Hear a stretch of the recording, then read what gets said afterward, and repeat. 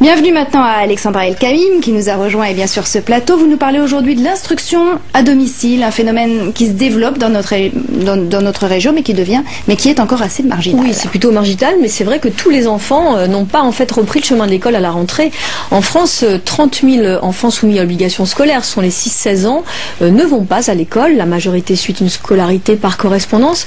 Et pour 3 000, l'instruction se fait en famille. Ce homeschooling, comme on l'appelle, est encore effectivement marginal. À Paris cette année, selon le rectorat, 32 familles dans le premier degré ont fait ce choix, 7 dans les collèges et les lycées, et c'est surtout un choix idéologique pour les familles. Reportage réalisé avec Christine Donato. C'est un peu comme une salle de classe. Dans le salon, toutes sortes de jeux, des feuilles et des crayons sont en permanence à la disposition des enfants. Oriane, 7 ans, et ses deux sœurs ne vont pas à l'école. Elle a appris à lire il y a quelques mois avec Claudia, sa maman. Cette ancienne professeure d'histoire-géographie a décidé de ne pas scolariser ses enfants. Elle a choisi l'instruction en famille.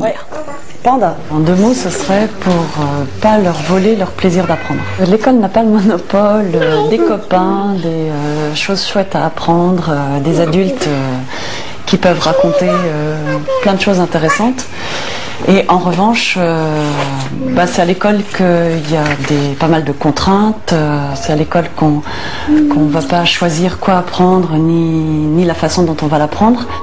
Pas d'horaire, ni même de manuel scolaire, mais une liberté d'apprendre selon ses envies et à son rythme. Océane, elle aussi, est inscrite à cette école de la vie. À 14 ans, elle prépare un bac scientifique. Elle rêve de devenir biologiste. Il sait que là, il y a l'abri parce qu'il sent qu'il y a... On travaille quand même par plaisir, le plus souvent. Donc le matin, moi, en fait, ce qui se passe pendant la journée, c'est que j'ai pas d'horaire fixe. Donc je fais pas comme à l'école des cours d'1 heure, etc. Le matin, je commence une matière donc, que j'ai envie de faire, etc. Et quand je commence quelque chose, je finis en fait. En France, 30 000 enfants apprennent loin des bancs de l'école et pour 3 000 d'entre eux, cela se fait en famille. La loi l'autorise depuis 1882 car seule l'instruction et non l'école est obligatoire.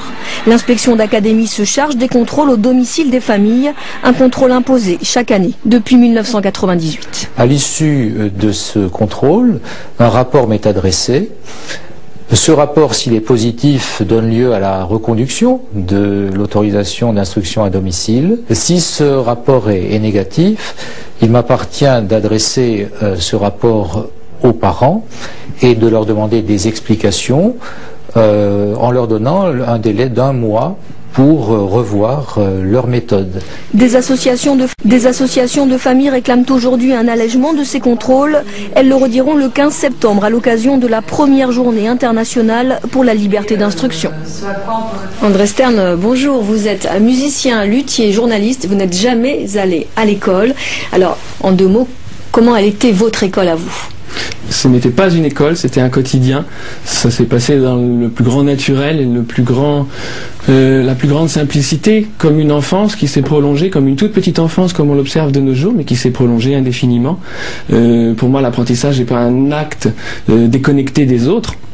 C'est pas un acte pour lequel on s'assied à une table, c'est pas un apprentissage par cœur, ça fait partie de la vie, ça fait partie du jeu, ça fait partie des choses. Pour trouver une métaphore, on dit que la meilleure manière d'apprendre une langue, c'est d'aller dans le pays, c'est pas les livres, c'est d'aller dans le pays.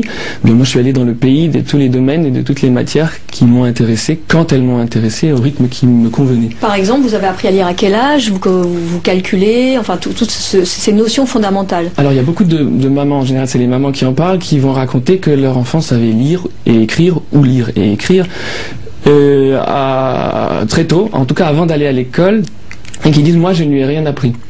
Et bien, ce principe on peut le reporter à d'autres moments, justement s'il n'y a pas d'entrée à l'école, tout d'un coup l'enfant sait lire.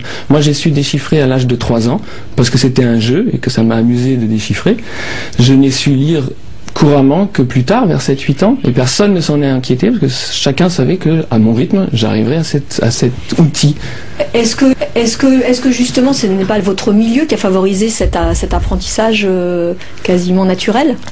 C'est le milieu, mais c'est le milieu simplement parce que si on décide de ne pas scolariser ses enfants, en tant que parent, on ne va pas mener la même vie que si on les scolarise. Donc, le milieu est différent. Comment ça s'est passé ? Vous avez pu apprendre comment alors ? J'ai toujours un peu de manière naturelle. Nos parents nous ont accompagnés là où c'était nécessaire, nous ont accompagnés dans le pays du domaine qui nous intéressait si nécessaire, mais on est très souvent allés nous-mêmes vers les gens, vers les choses, vers les maîtres. Est-ce qu'il faut être aisé pour ça? Il ne faut pas du tout être aisé pour ça. Il faut savoir peut-être renoncer à certaines choses, mais pas renoncer à l'enfance de ses enfants. On sent que vous avez, juste une seconde, on sent que vous avez appris avec plaisir. C'est toujours un plaisir, j'ai toujours appris avec plaisir. Ce sont des notions qui, pour moi, sont toujours unifiées. Plaisir. Et ça n'a pas restreint vos possibilités de choix de métier? Non, j'exerce de nos jours les métiers que j'ai toujours rêvé d'exercer. Parce que dans la vie professionnelle, c'est la compétence et pas la qualification qui compte.